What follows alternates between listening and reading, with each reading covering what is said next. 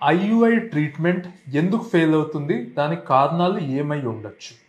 ఇదొక క్వశ్చన్ సాధారణంగా చాలామంది అడుగుతూ ఉంటారు. నేను doctor why Srujan, infertility consultant, 49 fertility centre, Visakhapatnam.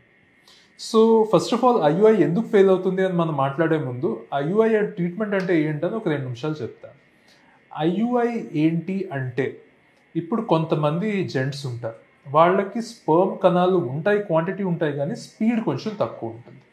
అలాంటి వాళ్ళకి కొంతమంది విమెన్లో సర్వైకల్ ఫ్యాక్టర్స్ అంటారు. సర్విక్స్ అంటే గర్భసంచి మూతి, అంటే మీ తాలూకా యోని భాగంలో అది కనిపిస్తున్న గర్భసంచి తాలూకా పార్ట్. దాంట్లో కొన్ని అప్పుడప్పుడు జిగురు పదార్థం సరిగ్గా ఏర్పాటు పడిపోవడం, లేకపోతే కొన్ని ఇష్యూస్ ఉంటాయి.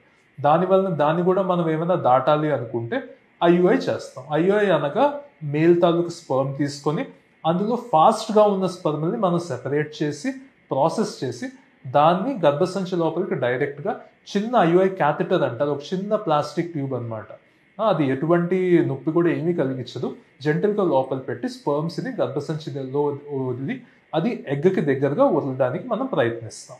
దీనివలన సక్సెస్ రేట్ మనకి ఎంతవరకు వస్తుంది అన్నది ఎలా చూస్తాము అంటే, ఇప్పుడు నార్మల్లీ ఐయుఐ అంటే ఇది న్యాచురల్ ప్రెగ్నెన్సీ అండి. ఇందులో మనం ఏమి ఎగ్ని స్పర్మ్ని వాళ్ళ తాలూకా బాడీ బయటికి తీసుకొచ్చి మన ఎంబ్రియోస్ తయారు చేయట్లేదు.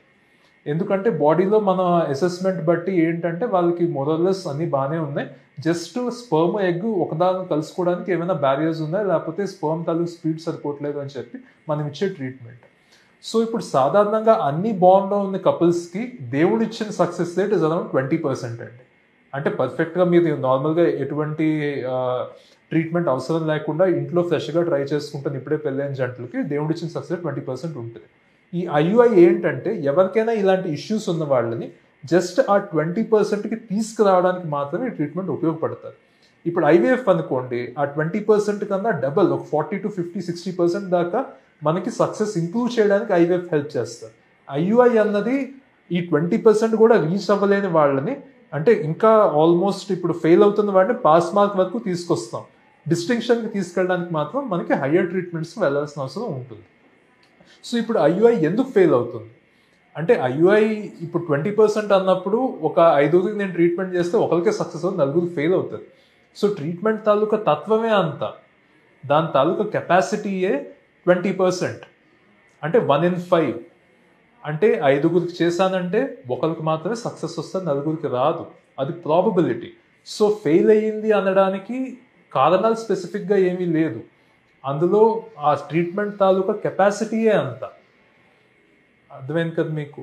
సో ఈ విధంగా ఎందుకు ఫెయిల్ అవ్వే ఛాన్స్ ఉంటుంది అంటే, దాని తాలూకా ఇప్పుడు ఎంసెట్ రాస్తున్నాం, మనకి ఒక 10,000 మెడికల్ సీట్లు ఉంటే 1,00,000 మంది రాస్తున్నారు. అంటే 10,000 మందికి సీట్ వస్తుంది, 90,000 మందికి రాదు. 90,000 మందికి ఎందుకు రాలేదు అంటే అన్ని సీట్లు లేవు అక్కడ. ఓకే, సో ఈ విధంగా మీరు అది అర్థం చేసుకోవాల్సి ఉంటుంది. ఆ ట్రీట్మెంట్ కెపాసిటీ అంతే ఉండడం వలన ఒక గుడ్ చంక్ ఆఫ్ పీపుల్కి నిరాశపడే ఉండే ఛాన్స్ ఉంటుంది. సో అలాంటి వాళ్ళని కూడా మనం వదిలేయం. వాళ్ళకి ఎందువలన మనకు అవుతుంది అని మనం ఒక అంచనా ఆలోచిస్తాం. అప్పుడప్పుడు మనకి ఎగ్ క్వాలిటీ పూర్ అవ్వచ్చు, లేకపోతే స్పర్మ్ మనం ఎంత స్పీడ్గా ఇచ్చినా కూడా అక్కడికి రీచ్ అవ్వకపోవచ్చు. ఇలాగ మనకు కొన్ని అసెస్మెంట్స్ ఉంటాయి. అలాంటి వాళ్ళకి మనం కొంచెం హయ్యర్ ట్రీట్మెంట్ అప్పుడు ఆలోచించాల్సిన అవసరం ఉండవచ్చు. అది ఇవన్నీ కొంచెం మల్టిపుల్ ఫ్యాక్టర్స్ ఉంటాయి. అవన్నీ ఆలోచించి ఐయుఐ ఫెయిల్ అయిన వాళ్ళకి కూడా మనం ప్రెగ్నెన్సీకి ఎలాగ వాళ్ళు అచీవ్ చేయించాలన్న దానికి మనం ఆలోచించి ఆ దిశగా మనం చూడాలి. Thank you.